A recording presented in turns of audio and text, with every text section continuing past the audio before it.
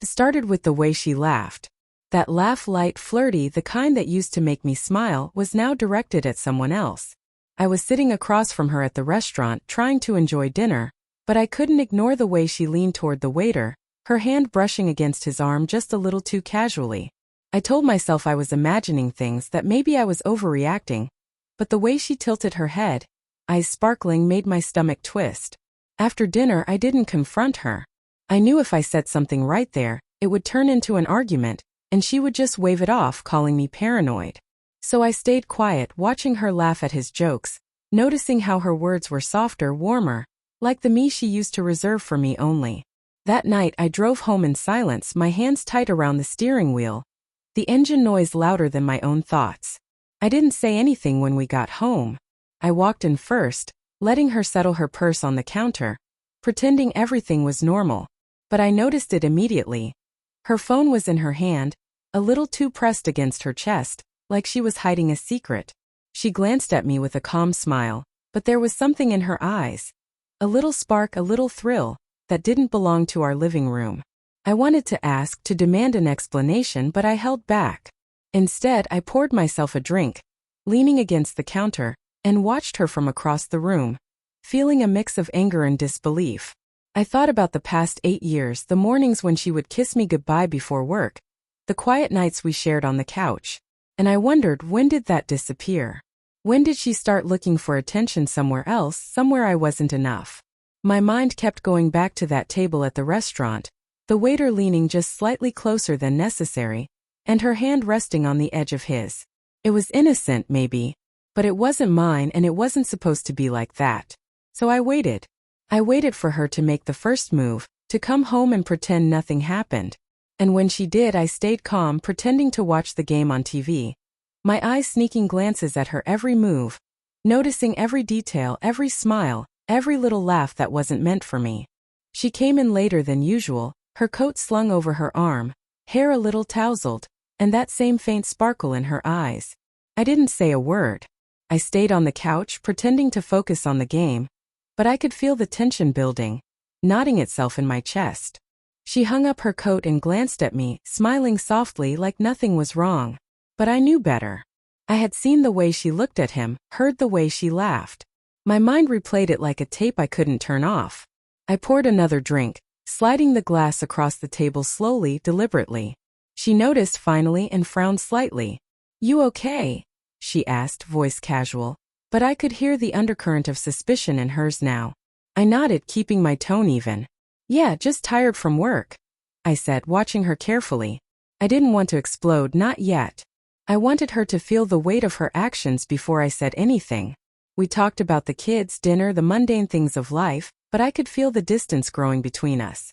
I realized in that moment that it wasn't just a fleeting thing. This flirty attention, the careless laughs, the tiny touches meant for someone else. She was enjoying it, and I was being sidelined, treated like I wasn't part of this life anymore.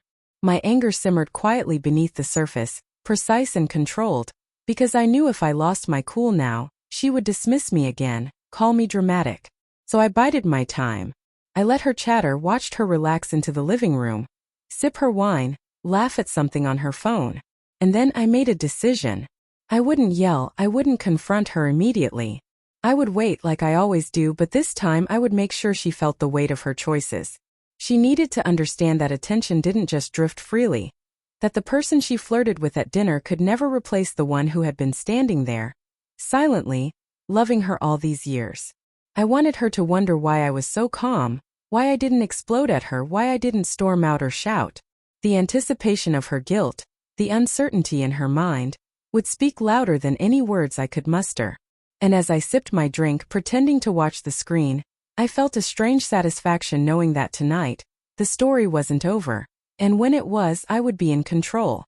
She glanced at the clock, still smiling, still scrolling through her phone, and that was when I finally stood. Calmly, deliberately.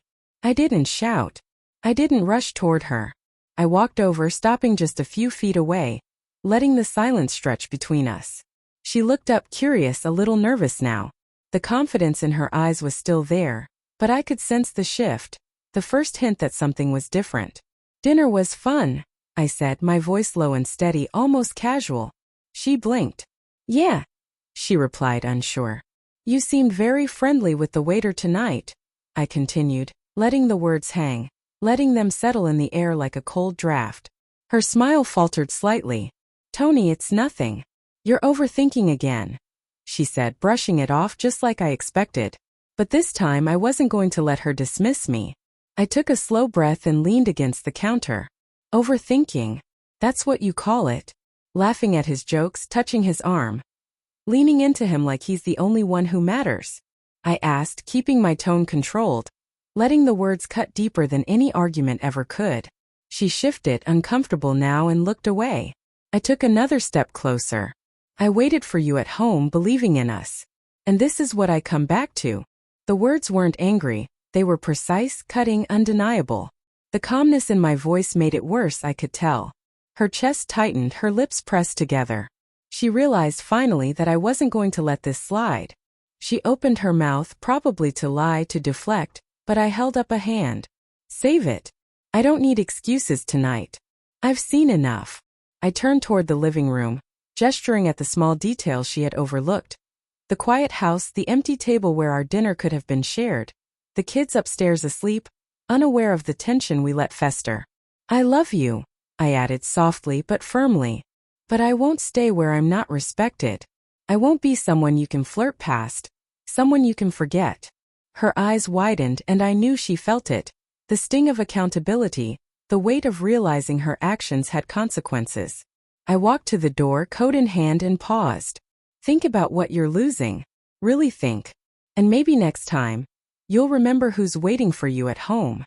I left calm, controlled, victorious in my own right. Not because I shouted, not because I lashed out, but because I reminded her that respect, love, and loyalty aren't negotiable. And for the first time that night, I felt like I had reclaimed my space, my dignity, and my life.